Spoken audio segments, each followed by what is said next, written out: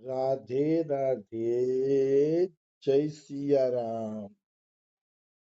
આપણે શ્રી શ્રી રાણીમા અને રૂડીમાનું ચરિત્ર ચાલે છે. રાણીમા અને રૂડીમાના ચરિત્રમાં આપણે આગળ વધીએ તો રાજા અને રાણીની દાસી રાણીમા પાસે આવી અને રાણીમા પાસે આવી અને સમાચાર આપ્યા કે મૈયા, રાજા અને રાણીએ નિર્ણય કર્યો છે કે ઠાકુરજી જો મંદિરમાંથી ચાલીને તમારા ખોળામાં બેસી જાય તો ઠાકોરજીને તમે લઈ જાવ, નહીતર ઠાકોરજીને આપવામાં આવશે નહીં. આવો રાજા અને રાણીએ નિર્ણય કર્યો છે, તો તમે કૃપા કરીને આ રાજા અને રાણીના નિર્ણયને માનો અને સાંભળો. તો આ સાંભળીને ઘેલારામજી અને રામ હેબતાઈ ગયા. હેબતા એટલે ગયા કે ઓહો, આ કેવડી કઠિન પરીક્ષા, આ રીતે થોડા ભગવાન આવે, આ તો મૂર્તિ નહીં દેવાની વાત છે. જાણે મૂર્તિ આપવી નથી એમ સીધું ન કીધું અને આડકતરી રીતે કહી દીધું કે અમારે તમને મૂર્તિ દેવી જ નથી. એટલે રામ અને ઘેલારામજી હેપતાઈ ગયા, પણ માનો ચહેરો પ્રસન્નતાથી ખીલી ઉઠ્યો. માં અતિશય પ્રસન્ન થયા અને માં હું કે છે, તારી રાણીને કહેજે હું મારા રાજની રાણી છું. જોજો હવે કેવા શબ્દ આવે છે રાણીમાના, દિવ્ય શબ્દો, ગોપીના શબ્દો, જાણે ગોપીના હૃદયમાંથી નીકળેલા શબ્દો છે એવા દિવ્ય શબ્દો બોલે છે રાણીમાં. કે દાસીને કહેજે કે તારી રાણીને કહેજે કે જેમ તું તારા પતિની રાણી છો ને, એમ હું મારા પતિ કૃષ્ણની રાણી છું. કે હું મારા રાજની રાણી છું. કે જેમ તમારા ઘરે ઘરવાળો ઘર ગોતતો આવે છે તો મારો કેમ નહીં આવે? મતલબ રાજા આખો દી ભલે પ્રજાના કામ કરે, રાજા ભલે આખો દી રાજસભામાં બેઠો રહીએ, પણ રાજા અંતે થાકી હારીને ઘરવાળીને ગોતતો ઘરે જ આવશે. કારણ કે દુનિયાનો છેડો ઘર, છેલ્લે એને શાંતિ ઘરવાળી પાસે મળશે. એ જમાડશે, એના ચરણ દબાવશે, ત્યારે શાંતિ એને ત્યાં જ મળવાની છે. ઓલા બધા તો થાક દેવાના છે.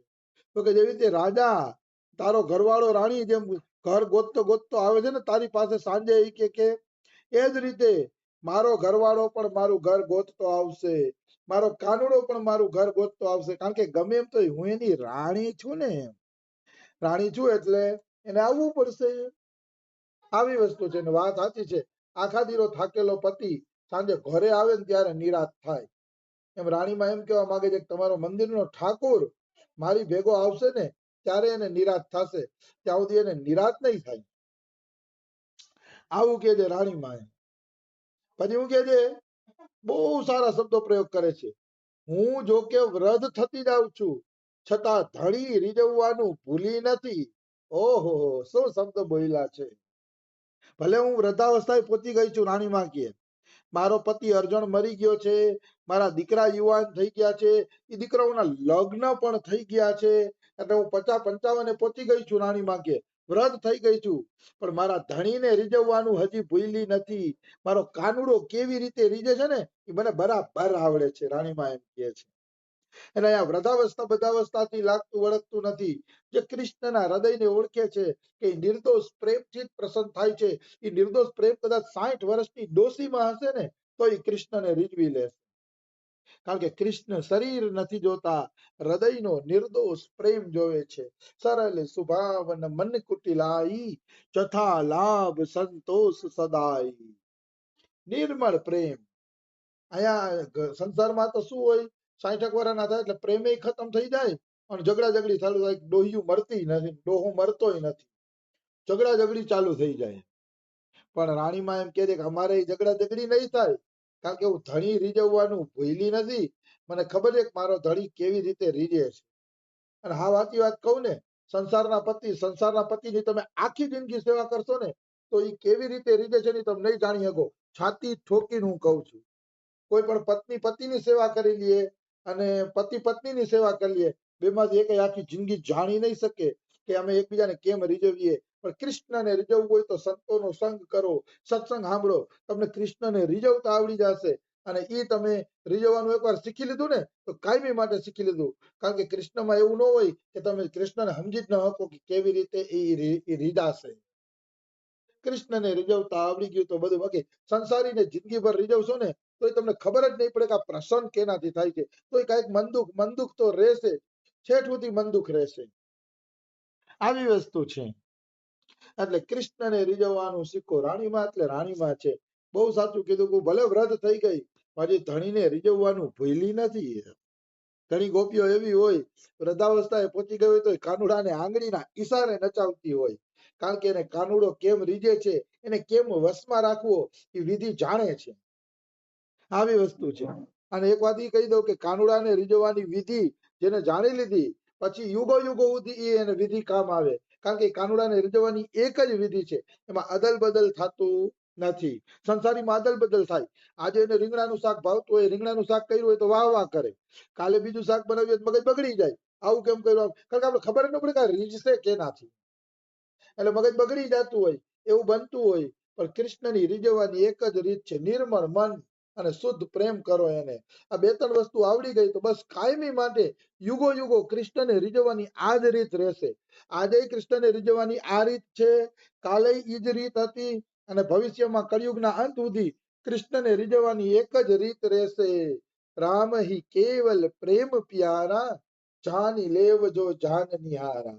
ભગવાનને કેવલ નિર્દોષ પ્રેમ જ પસંદ છે કે જીવ મને નિર્દોષ પ્રેમ કરે, બસ કપટ વગરનો પ્રેમ કરે એટલે ભગવાન રીઝી ગયા. પછી ભગવાનને રીઝવવા માટે બીજું કાંઈ તમારે શીખવાની જરૂર નથી. સંસારી પતિની જેમ આખી જિંદગી કેમ રીઝશે એ શીખવાની જરૂર નથી. તમે કેવળ નિર્દોષ પ્રેમ કરતા ભગવાનને શીખી લ્યો એટલે ભગવાન પ્રસન્ન. આવી વસ્તુ છે. ઉમા રામ સુભાવ જેહી જાના, તાહી ભજનું તજી ભાવ ન આના. જેને ભગવાનનો સ્વભાવ જાણી લીધો છે એ ભગવાનના ભજન સિવાય બીજો કોઈ ભાવ પછી પોતાના મનમાં લઈ આવશે નહીં. નિશ્ચિત નહીં લઈ આવે. એમાં કોઈ એટલે કોઈ પણ પ્રકારની શંકા નથી. આ તો રાણીબાના વાક્ય ઉપર મને હૈયું ગજગજ ફૂલી ગયું. તો આટલી વાતો નીકળી ગઈ કે દાસીને કહે છે કે રાણીને કહી દેજે કે ભલે હું રદ થઈ ગઈ પણ ધણીને રીઝવતા હજી મને આવડે છે. હોય કે મારો ભોળો ભરથાર મારી લાજ રાખવા જરૂર સિંહાસન ઉપરથી ઉતરીને છેક પગથિયા સુધી આવશે. આમ વિશ્વાસપૂર્વક બોલે છો રાણીમાં કે જા તારી રાણીને કહેજે કે મારો ભરથાર ભોળો છે. મતલબ મારો ભગવાન મારો પતિ છે ને એ ભોળો છે કે, અને મારી લાજ રાખવા માટે સિંહાસન ઉપરથી ઉતરીને પગથિયા ઉતરીને મારી પાસે આવશે કે. એની હું ગેરંટી લઉં છું. કારણ કે મને ખબર છે મારો પતિ ભોળો છે. ભાવથી બોલાવવામાં આવશે ને તો એ અવશ્ય આવશે, નિશ્ચિત આવશે. એમાં કોઈ એટલે કોઈ શંકા નથી. અને નહીં આવે તો તેની હઠીલાઈની હાજરી લઈ તેને ચાલતા શીખવી. અને કદાચ ભોળો ભરતા નહીં આવે કે તો એની હઠીલાઈની હાજરી લઈશ એટલે ખબર લઈ નાખીશ એની, અને આંગળી પકડીને ચાલતા શીખીશ કે આમ સીધે સીધો રાજકોટ આયલો આવ. એક તો તે અહીંયા સુધી બોલાવ્યો કે મારે તારી સેવા પૂજા લેવી છે અને પાછો તું આવતો નથી કે એમ આંગળી પકડીને હાલતા શીખાડી રાજકોટ સુધી લઈ જાય શીખીએ. એમ કઈ લીધા વગર નહીં જાવ ઠાકોરજી. રાણીમાં એમ કે છે ઠાકોરજી લીધા વગર હું બિલકુલ જવાની નથી. આવું રાણીમાએ કીધું. રાણીમાએ કીધું એટલે દાસી હાથ જોડીને ગઈ છે રાણી સાહેબા પાસે અને રાણી સાહેબાને આખી વાત કીધી. તો દાસીને આ વાત છે ને અજબ જેવી લાગી કે પાણાની મૂર્તિ પગથિયા ઉતરીને આવે. આમાં તો રાણીમાની બડાઈ સિવાય બીજું કાંઈ નથી. કારણ કે દાસીની બુદ્ધિ કેવડી. દાસીને શું ખબર પડે ભક્તિમાં. એટલે એ એમ વિચારે છે કે અરે આમાં તો રાણીમાં ખાલી બડાઈ કરે છે ઈ જ, પણ ક્યાંય મૂર્તિ થોડી પગથિયા ઉતરીને આવે. છતાંય દાસીઓની ટેવ હોય, એમની ટેવ હોય હાજી હાજી કરે. રાણીમાને કીધું હાજી હાજી તમારો સંદેશો રાણીને દઈ દઉં. હાજી હાજી. કારણ કે દાસી લોકો હાજી હાજી કરે. અંદર ભલે ને ગુસ્સો આવતો હોય કે આ તો બડાઈ કરે છે રાણીમાં, એમ થોડા કઈ ભગવાન નવરા છે કે પગથિયા ઉતરીને આવે. એટલે દાસી હાજી હાજી કરી અને ત્યાંથી નીકળી ગઈ અને રાણીમાને સંદેશો આપ્યો. રાણીમા એટલે રાણીને આપ્યો. સોરી રાણીમા નો કહેવાય એને, જોકે એને રાણી જ કહેવાય. રાણીમાં તો રાણીમાને જ શોભે, કારણ કે રાણીમાં સંત છે, ઓલી તો ખાલી રાણી છે. આવી વસ્તુ છે. તો દાસી કહે છે તમારો સંદેશો હમણાં જ હું દરબારમાં પહોંચાડું છું, એમ કહીને દાસી રવાના થઈ ગઈ. પછી ઘેલારામભાઈ, જે રાણીમાના ભાઈ હતા બીજા જન્મના, તો એ ઘેલારામભાઈ પૂછે છે કે રાણી, તને ખાતરી છે કે ભગવાનની પ્રતિમા ચાલીને આવશે? પૂછે છે, ભગવાનની પ્રતિમા તારી સામે ચાલીને આવશે, શું તને ખાતરી છે? તો રાણીમાં કે 100% ખાતરી છે, વિશ્વાસ આવો હોવો જોઈએ. પ્રહલાદને કીધું કે આ થાંભલામાં તારો ભગવાન છે? તો પ્રહલાદ કે હા છે, ચોખ્ખી વાત જ કરી દીધી, હા છે, જરાય કિંતુ પરંતુ નહીં. થાંભલામાં ભગવાન છે? તો કે છે. એક જ ગાયે પ્રહલાદજીએ કહી દીધું, વિશ્વાસ એવો હોવો જોઈએ. તો પ્રહલાદના વિશ્વાસની લાજ રાખવા માટે એ થાંભલામાંથી સાક્ષાત ભગવાન પ્રગટ થયા. કારણ કે સાક્ષાત એટલે પ્રગટ થયા ભગવાન, કારણ કે પ્રહલાદનો વિશ્વાસ તૂટવો જોઈએ નહીં. એ વિશ્વાસની લાજ રાખવા ફટ કરતું કહી દીધું કે ભગવાન છે, અને ભગવાન એમાંથી નીકળાય. પછી યશોદામાં રાણીમાં કહે છે, મને 100% ખાતરી છે કે મારો ભગવાન હાલીને આવશે. યશોદાનો લાલ લલિત ત્રિભંગી મારો રાજ, ઠાકોરજીને મારો રાજ કહીને બોલાવતા, મારા રાજ છે. દ્વારકાધીશનો ભાવ હોય ને થોડોક, એટલે રાજ કહીને બોલાવતા. એટલે કે મારો રાજ, મારો લાલ, યશોદાનો લાલ લલિત ત્રિભંગી કે મારી સાથે આવશે અને ચાલીને આવશે. ઘેલાભાઈ કે તમે કઈ ભૂલતા નહીં. તો ઘેલાભાઈ કે તમે આટલું વિશ્વાસપૂર્વક માં કેમ કહી શકો છો કે એ આવશે જ? તો કે રામાયણની એક ચોપાઈ યાદ કરો. રાણીમાં કે છે, રામાયણની એક ચોપાઈ યાદ કરો, જાહી જાહી કે જાહી પર સત્ય સનેહુ, સો તાહી મિલહીન કછુ સંદેહુ. આ ચોપાઈ પાર્વતીજી વખતે આવે છે. પાર્વતીજી જ્યારે શિવજીનું ભજન કરતા હતા ત્યારે આ ચોપાઈ આવે છે.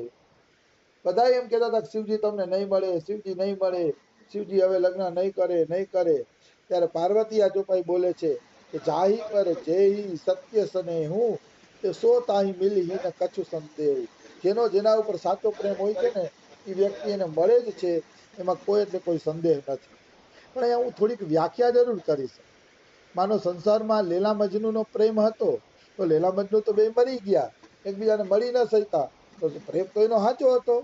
લેલાના હાથમાં શિક્ષક ચાબુક મારતા તો મજનુના હાથમાં ભરોડ ઉઠતી, કાંઈક મજનુને સોટી મારતા તો લેલાના હાથમાં ભરોડ ઉઠતી. આવો પ્રેમ હતો. આવો પ્રેમ હોવા છતાં પણ એ બે કેમ ન મળ્યા? તો કે લૌકિક જગતમાં આવો પ્રેમ રાખે ને તો એવું નથી કે અત્યારે જ મળે, આગલા જન્મમાં પણ એ મળી શકે છે. આગલા જન્મમાં એ પતિ પત્ની થઈ શકે છે, પણ એનો ઉદ્ધાર થતો નથી. એટલે અહીંયા જાહી પર સત્ય સની હું જે ચોપાઈ છે ને, એ ચોપાઈ વાસ્તવમાં ભગવાન તરફ પ્રેરણા આપે છે કે ભગવાનને પ્રેમ કરો. સંસારમાં તમારો ક્યાંય સાચો પ્રેમ હશે તો અવશ્ય મળશે, પણ ક્યાં જન્મે મળે, કેવી રીતે મળે, એ કાંઈ નક્કી હોતું નથી. અને એ મોહનો પ્રેમ છે, અંતે તમને જન્મ મરણના ચક્કરમાં જ લઈ જશે. કોઈને ધનનો પ્રેમ હોય તો ભગવાન એને ધનવાન બનાવે આગલા જન્મે ગમે ત્યારે. કોઈને બીજો પ્રેમ હોય તો એ પ્રકારે ભગવાન ફળ આપે. પણ ભગવાનને પ્રેમ કર્યા વગર છૂટકો થતો નથી. એટલે પ્રેમ ભગવાનને જ કરવો જોઈએ, બીજા કોઈને પ્રેમ કરવો જોઈએ નહીં. આ જ આ ચોપાઈનો અર્થ છે કે ભગવાનમાં તમારો સાચો પ્રેમ હશે તો ભગવાન તમને મળશે જ, એમાં કોઈ એટલે કોઈ સંદેહ નથી. આવી વસ્તુ છે. એટલે મનુષ્યએ સંસારી બધા પ્રેમ છોડી અને કેવલ ભગવાનને જ પ્રેમ કરવો જોઈએ, કારણ કે પ્રેમ કેવલ ભગવાનમાં જ થાય છે. અહીંયા જે દેખાડ્યું છે એ તો એટલા માટે દેખાડ્યું છે, શું એની મારે વાત કરવી, આ એટલા માટે દેખાડ્યું છે કે જીવ છે ને સાચી વસ્તુને પ્રેમ કરતા થાય, ભગવાનમાં પ્રેમ કરતા થાય, સાધુ સંતોમાં ભાવ રાખે, પ્રેમ રાખે, આ તે, એટલે ધીરે ધીરે ભક્તિમાં આગળ વધે. એ ધ્યાનમાં રાખીને પાર્વતી આ બોલે છે. અને પાર્વતીને ખબર જ હતી કે મારો પતિ ભગવાન છે, એટલે એને કઈ ઓલો પ્રશ્ન હતો નહીં. એટલે સંસારમાં ક્યારેય પ્રેમ કરવો નહીં, કારણ કે અહીંયા પ્રેમ છે નહીં. અહીંયા પ્રેમ એટલે ભગવાનમાં જ પ્રેમ, એવો જ અર્થ થશે. એટલે રાણીમાં એમ કહે છે કે મારા કૃષ્ણને મેં પ્રેમ કર્યો છે તો મને કૃષ્ણ જરૂર આવશે, એની મને પૂરી ખાતરી છે. આવી વસ્તુ છે. તો સમય થઈ ગયો છે, બીજું આપણે કાલે લઈ લેશી. રાધે રાધે, જય સિયારામ. રાધે